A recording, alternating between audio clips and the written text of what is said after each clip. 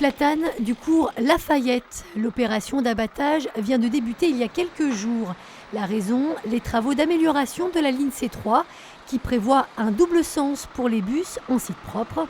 Dans les prochaines semaines, ce sont 86 arbres qui vont être abattus. Les concessionnaires vont déplacer leur réseau et cet abattage d'arbres fait partie des travaux préparatoires nécessaires à la fois au déplacement de ces réseaux et puis à nos futurs travaux de réaménagement de façade à façade.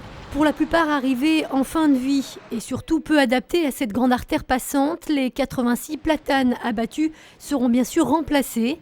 Au total, 216 arbres seront replantés entre le pont Lafayette et la station Laurent Bonnevet. On retrouvera quelques platanes nouveaux dans les séquences qui sont suffisamment larges pour ces arbres de grande ampleur. Et on va trouver d'autres arbres qui seront plus adaptés pour les séquences un peu plus étroites, donc notamment des ormes.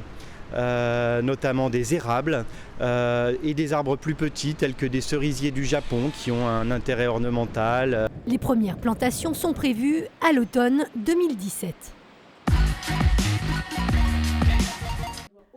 Le plan de déplacement urbain au cœur d'une conférence débat organisée par le Citral.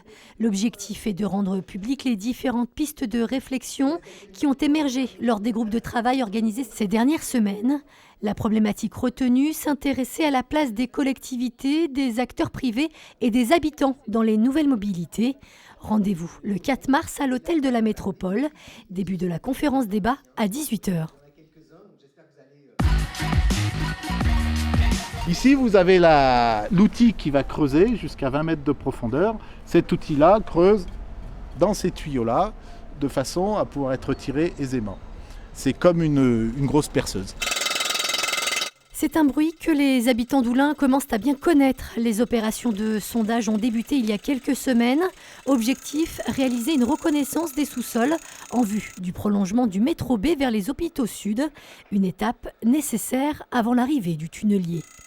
Ici, elle va creuser environ jusqu'à une trentaine de mètres pour reconnaître les alluvions de la vallée glaciaire, puis essayer d'aller reconnaître le granit qui se trouve effectivement entre 20 et 25 mètres pour voir la qualité du granit que l'on va rencontrer avec le tunnelier. 120 sondages du sous-sol ont déjà été réalisés. Parallèlement, la sensibilité des bâtiments situés tout au long du tracé a également été évaluée, et ce jusqu'à son futur terminus, ici aux hôpitaux Lyon-Sud. Un tracé qui vient d'ailleurs tout juste d'être validé par le commissaire enquêteur. Le prolongement fait 2,5 km avec 2 stations, une station devant l'église d'Oulin et puis une station devant les hôpitaux sud, avec un parking de 900 places, une gare bus qui pourra accueillir une dizaine de lignes de bus. 2 nouvelles stations sur la ligne B qui devraient être inaugurées d'ici à 2023.